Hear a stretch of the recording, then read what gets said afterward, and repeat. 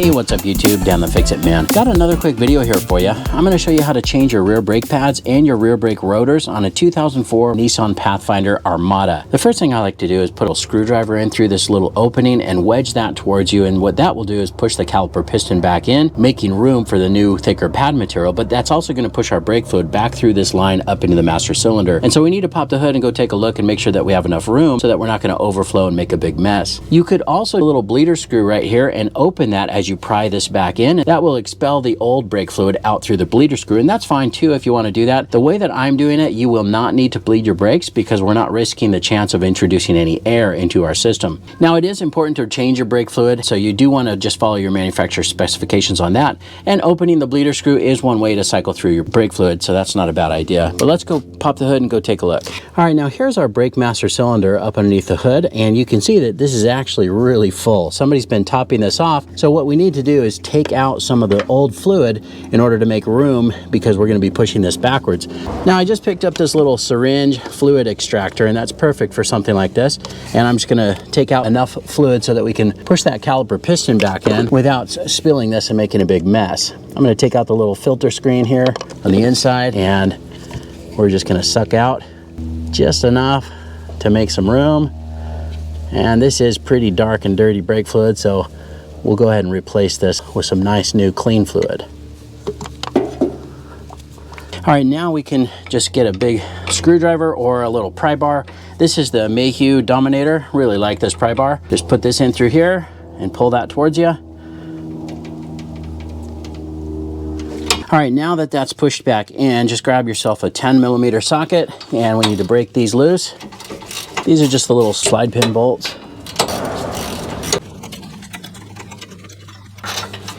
And set those aside. We can take off the caliper and we'll set it up here on top. A lot of times this outside pad will come off with the caliper on the outside of the caliper flange, but this one's stuck on. That's okay. We'll just pull this off, and looks like we're going to get lucky and the rotor's just going to come right off. You can see we also have our parking brake shoe in here. Now, a lot of times the rotors will get stuck and you'll have a really hard time getting that off. So what I like to do is clean this up with a wire brush, and then we'll put some anti-seize on there to make sure that that doesn't get stuck in the future. I'm just going to use a little wire brush on a drill to clean the rust off of this hub. Just make sure you wear some safety glasses if you're going to use something like this. Now, I'm also going to take off the little slider cap here, and I'm going to clean underneath here as well. Just tap off the top one. You can see that there's quite a bit of rust buildup underneath here too.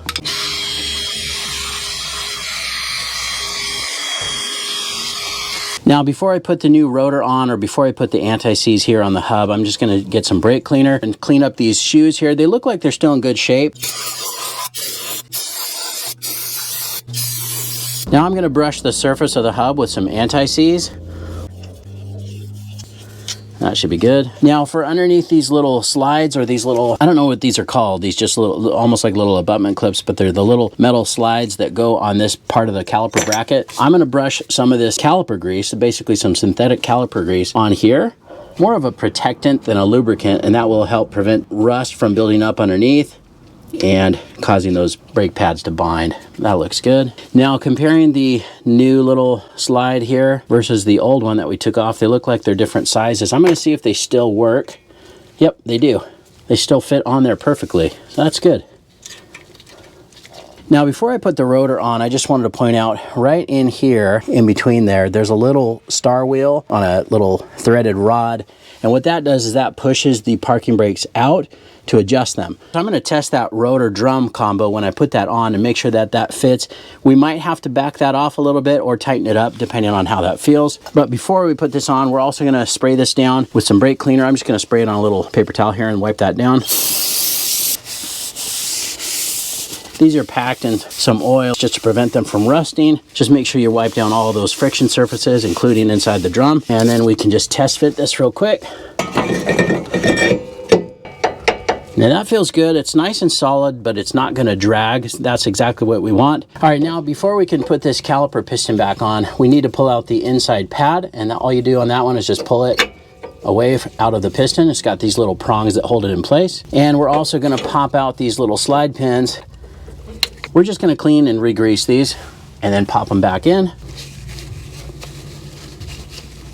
Just gonna use the same synthetic caliper grease on these. Now these are a little bit different than your typical slide pin. This is just a little sliding sleeve, but we just still wanna make sure that that can move freely and it's not gonna bind. And just put it right back through the end of that boot.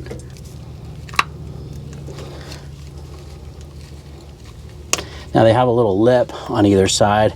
Just make sure that that lip catches and that's sliding freely just like it should.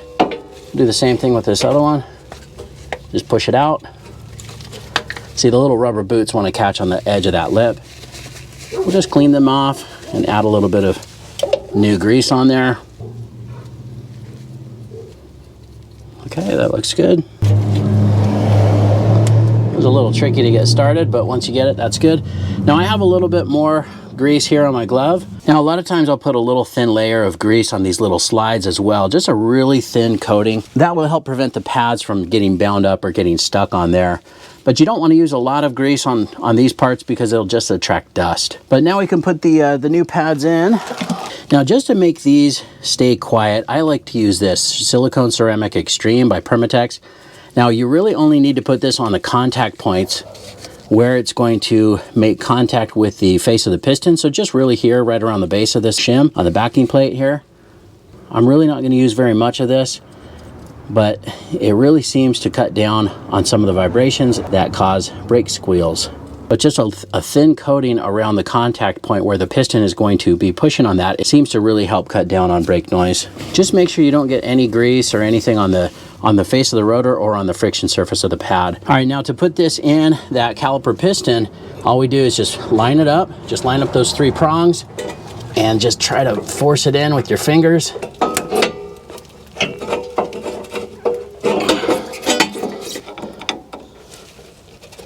Okay. Well, that was definitely harder than it needs to be, but we got it. And then we can put on the outside pad. I'm going to do the same thing with that same grease.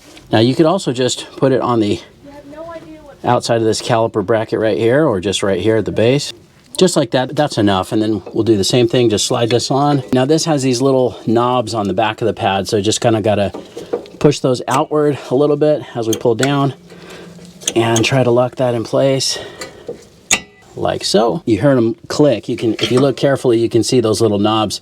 They line up right inside there. So that's perfect. That's clicked in place where it needs to be. All right, now here's the important part. When you go to put this back on, make sure that you don't twist the brake line around, another direction, because if you twist that, you get a kink. You're going to have some weird braking or some issues there. And also when you push this on, we might have to push these slide pins out a little bit to make sure that we've got room to get over the rotor. Now if you notice right here on this pad there's a little channel or a little notch that has to line up on this little slider first, and that's where we're going to start it. So just make sure that that lines up at the bottom.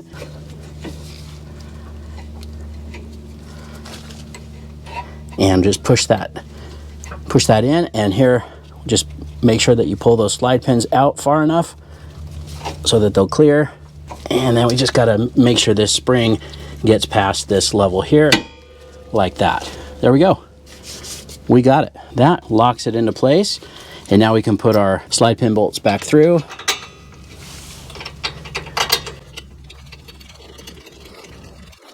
Now the torque spec that I found online was 24 foot-pounds for these bolts, and I'm just using the Gear Wrench 85062 torque wrench on this.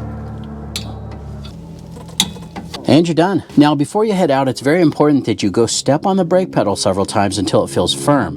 What that does is pushes the caliper piston back out, pressing those pads up against the rotor where they need to be. Now when you do this, it's important that you don't press the pedal all the way to the floor. That can damage the seals in your master cylinder. Just press it down about halfway several times until it feels firm. And then don't forget to double check the fluid level in your master cylinder and top that off as needed. I hope you liked the video. Please give it a thumbs up and subscribe if you don't mind. That does help me out. I'll get a link in the description where you can pick up some of these parts and tools used in the video as well. Thanks so much for watching, and good luck.